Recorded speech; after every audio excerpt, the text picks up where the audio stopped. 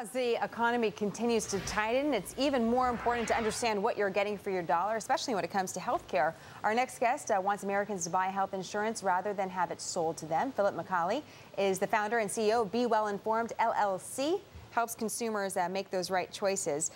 Phil, overall, how do you do that? Basically, Jenna, we have a learning experience online, a Web 2 application, if you will, that helps people understand how their health profile actually forecasts to different health insurance options over time. Okay, so I would kind of fill in my own, my own personal history, and right. It kind of matches me up. Exactly. Yeah. What are you hearing from insurers? I mean, overall, we saw Humana. I just mentioned their earnings. They beat expectations. Their profits are still down about 40%, though, compared to last year. I mean, what do you make of the state of the insurance business right now, and how does that affect you? Well, I think what affects us most is the fact that there are still a lot of people in the country without coverage. So the people that do have coverage and the kinds of performance that you see in health insurance companies isn't as much related to the fact that there's still a lot of people that don't have coverage. So we're really trying to help people understand and have a confident decision in buying insurance rather than being sold insurance. Are you vulnerable to consumer discretionary spending? We are, but the idea is that just like a car, 40 years ago you were sold a car. Now you actually buy a car with lots of transparency in the process. That's what we're looking to do with health insurance purchasing. Well, because there is some changes we see in the health insurance business, and also because of consumer spending.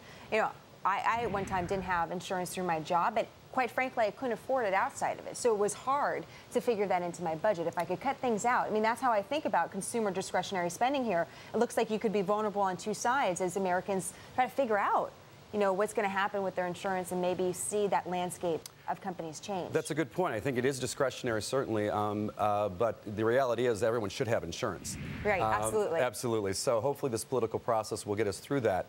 But the idea is that you can buy the right insurance for yourself. So you may be able to then move forward and actually evaluate what kind of insurance you need with a lower premium, for instance, with a higher deductible. Sure. So that's the idea with our tool, helps people understand. What is, choices for president here? A lot of different health care plans on the table. Are you leaning one way or the other as far as what would be better for your business? Actually, both would be very good for our business. I think what's happening in the financial markets right now, the reduction in confidence of consumers is going to really make them look at their own balance sheet and say, I got to protect my cash. Right.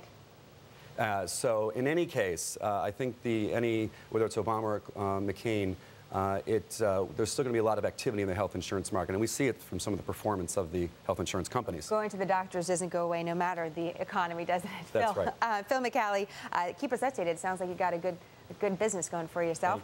Thank you. In the meantime, of course, we're talking about